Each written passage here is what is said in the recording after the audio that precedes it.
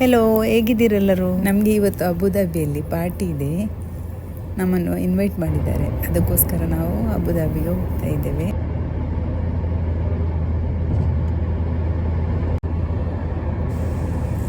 ಇಲ್ಲಿ ಹೋಗೋ ರೋಡಲ್ಲೆಲ್ಲ ಖರ್ಜೂರದ ಮರಗಳೇ ಜಾಸ್ತಿ ಇದೆ. ಮನೆಯೆಲ್ಲ ದೂರ ದೂರ ಇದೆ. ಅಷ್ಟೇನು ಎತ್ತರದ ಮನೆಗಳೆಲ್ಲ ಏನಿಲ್ಲ, ಬಿಲ್ಡಿಂಗ್ ಎಲ್ಲ ದುಬೈಯಲ್ಲಿ ಇರೋ ಥರ. ಇಲ್ಲಿ ಸ್ವಲ್ಪ ಅಷ್ಟು ಹೈಟ್ ಇಲ್ಲ, ಸ್ವಲ್ಪ ಕಮ್ಮಿ ಉಂಟು. ಇದು ಸಿಟಿದ ಹೊರಗೆ ಹೋಗುವ ದಾರಿಯಲ್ಲಿ.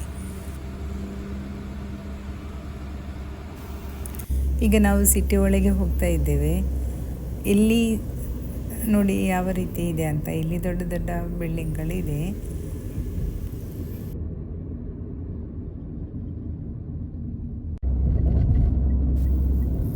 ದುಬೈಯಿಂದ ಅಬುದಾಬಿಗೆ 152 ಕಿಲೋಮೀಟ್ರ್ ಇದೆ.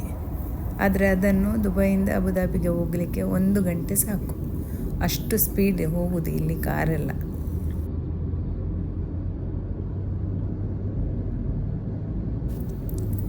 ಇಲ್ಲಿ ನಮಗೆ ಇಬ್ರಾಹಿಮಿ ರೆಸ್ಟೋರೆಂಟ್ಗೆ ನಾವು ಹೋಗ್ತಾ ಇದ್ದೇವೆ. ಇಲ್ಲಿ ಬುಫೆ ಸ್ಟೈಲ್ ರೆಸ್ಟೋರೆಂಟ್ ಇದು. ಇದೇ ರೆಸ್ಟೋರೆಂಟ್ ನೋಡಿ.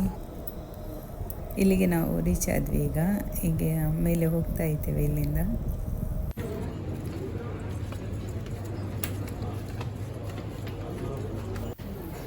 ನೀವು ಬನ್ನಿ ನಮ್ಮ ಜೊತೆ.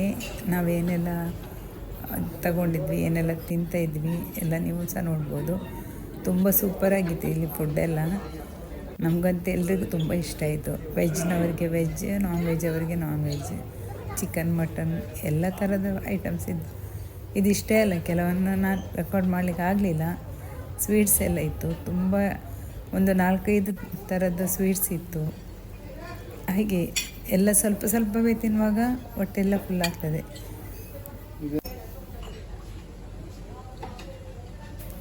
ಬುಫೆ ಸ್ಟೈಲ್ ಅಲ್ಲ, ಅನ್ಲಿಮಿಟೆಡ್. ಎಷ್ಟು ಬೇಕಿದ್ರೂ ಯಾರಿಗೆ ಎಷ್ಟು ತಿನ್ನಲಿಕ್ಕೆ ಆಗ್ತದೆ ಅಷ್ಟು ತಿನ್ಬೋದು. ಜಾಸ್ತಿ ತಿನ್ನುವವರು ಹೋದರೆ ಇಲ್ಲಿ ತುಂಬ ಒಳ್ಳೆಯದಾಗ್ತದೆ. ಸ್ವಲ್ಪ ತಿನ್ನುವವರು ಹೋದರೆ ಸ್ವಲ್ಪ ತಿನ್ನುವವರಿಗೆ ಲಾಸ್, ಹೋಟೆಲ್ನವರಿಗೆ ಲಾಭ, ಆ ಥರ ಇದೆ. ಹಾಗೆ ನನಗೆ ಇದು ಹೋಟೆಲ್ ಫುಡ್ಡೆಲ್ಲ ತುಂಬ ಇಷ್ಟ ಆಯಿತು. ನೀವು ಒಂದು ಸಲ ದುಬೈಗೆ, ಅಬುದಾಬಿಗೆ ಬಂದರೆ ಈ ರೆಸ್ಟೋರೆಂಟ್ನಲ್ಲಿ ಟೇಸ್ಟ್ ಮಾಡಿ. ನೀವು ನೋಡಿ, ನಿಮಗೂ ಇಷ್ಟ ಆಗ್ಬೋದು. ಇಲ್ಲಿಗೆ ನನ್ನ ಇವತ್ತಿನ ಈ ವಿಡಿಯೋವನ್ನು ಎಂಡ್ ಮಾಡ್ತಿದ್ದೇನೆ. ಇನ್ನಷ್ಟು ವಿಡಿಯೋದೊಂದಿಗೆ ಮತ್ತೆ ಸಿಗೋಣ. ಅಲ್ಲಿವರೆಗೆ see you next time. Bye bye.